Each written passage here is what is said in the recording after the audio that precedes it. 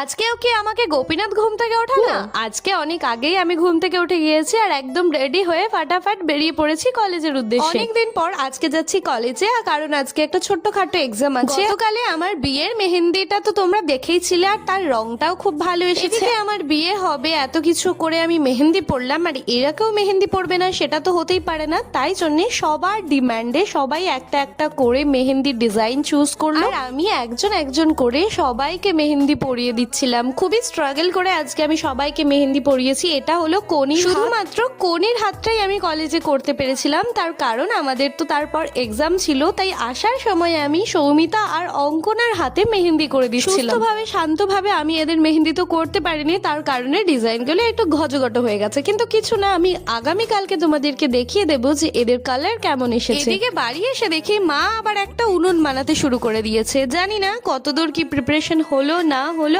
আগামীকাল আবার আমাদের এক্সাম আছে, তো দেখা হচ্ছে কালকে। জয় নিতাই।